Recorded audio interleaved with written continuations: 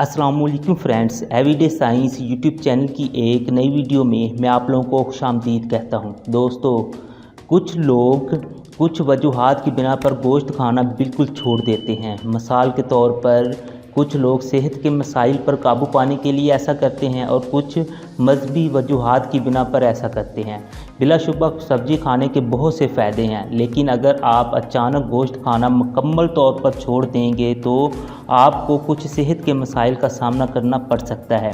आज की इस वीडियो में हम इन्हीं मसाइल के बारे में जानेंगे, लेकिन उससे पहले अगर आप हमारे चैनल पर नए आए हैं तो इसे सब्सक्राइब कर लें ताकि आपको ऐसी वीडियोज़ की अपडेट्स मिलती रहें।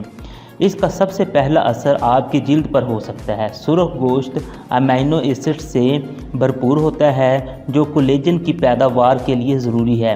मज़ीद इसमें काफ़ी मकदार में जिंक भी पाया जाता है।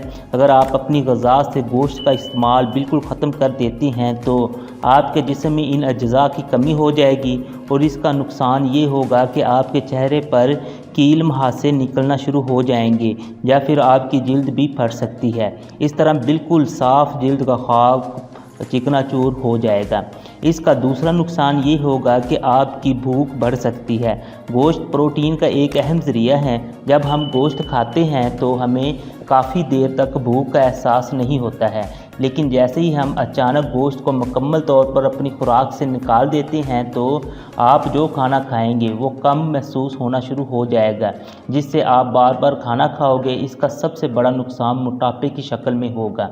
तीसरे नंबर पर आपके मूड में तब्दीली आ सकती है। जब आप गोश्त को मुकम्मल तौर पर अपनी खुराक से ख़त्म करते हो तो आपको कोई नई चीज़ अपनी खुराक में शामिल करना होगी।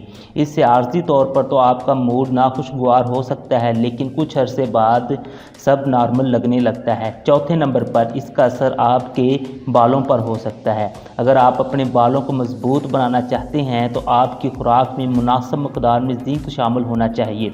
जैसे ही आप गोश्त को अपनी खुराक से बिल्कुल ख़त्म कर देते हैं तो आपके जिस्म में जिंक की मकदार कम होना शुरू हो जाएगी, जिसकी वजह से आपके बाल कमज़ोर होकर गिरना शुरू हो जाएंगे। इसका पांचवा असर आपके पेट पर हो सकता है। अगर आप अचानक गोश्त खाना छोड़ते हो तो आपके पेट में मौजूद बैक्टीरिया परेशान हो सकते हैं। जब आप रूटीन से हट के खुराक खाओगे तो ये पेट में दर्द और बदहज़मी का सबब भी बन सकते हैं। इन तमाम चीज़ों को मद्देनज़र रखते हुए हमें वेल बैलेंस्ड डाइट का इंतखाब करना चाहिए, जिसमें मुनासिब मकदार में फल, सब्जियां और गोश्त शामिल होने चाहिए। Thanks for watching. वीडियो अच्छी लगे तो इसे लाइक और शेयर करना ना भूलें।